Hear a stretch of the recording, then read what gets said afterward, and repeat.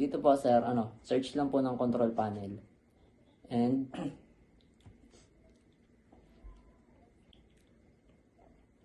search ng control panel. And punta lang po sa network and internet. Network and sharing. Tapos click nyo lang po itong change adapter settings. Sabay right click ng Ethernet.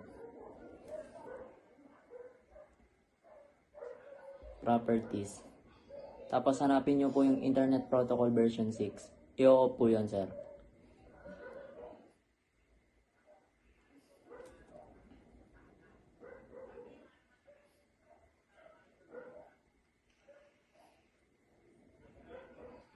Tapos i-click po yung properties. Sabay papalitan po itong IP address. 192.168.1.1. Then ito rin pong default gateway.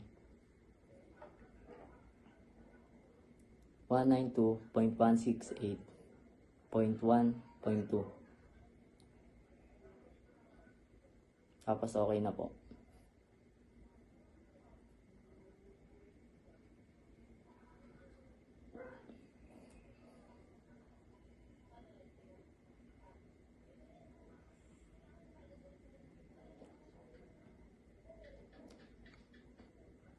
Ulitin natin video na namin.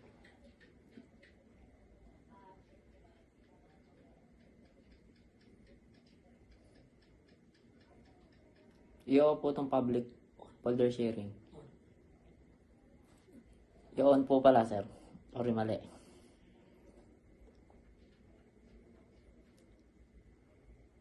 Yung password protected sharing, hindi na po kailangan i-on kasi dalawang device lang naman po yung makakakita ng folder.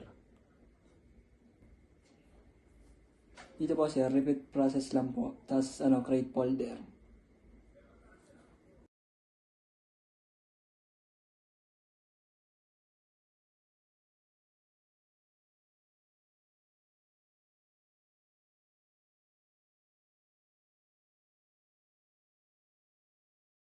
Right click nyo po yung folder.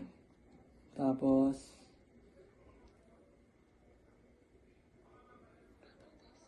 properties po.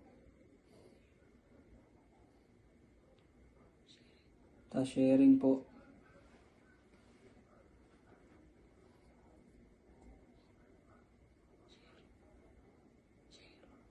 Tapos share po.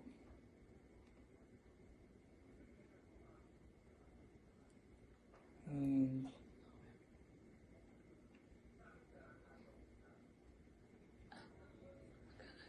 mag-add po dito ng everyone.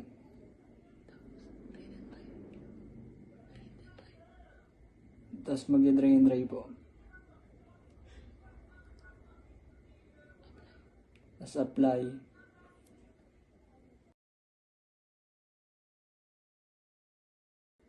Balik po sa desktop. Desktop 1. File. Network. Click nyo lang po ito. Tapos makikita nyo na po yung folder.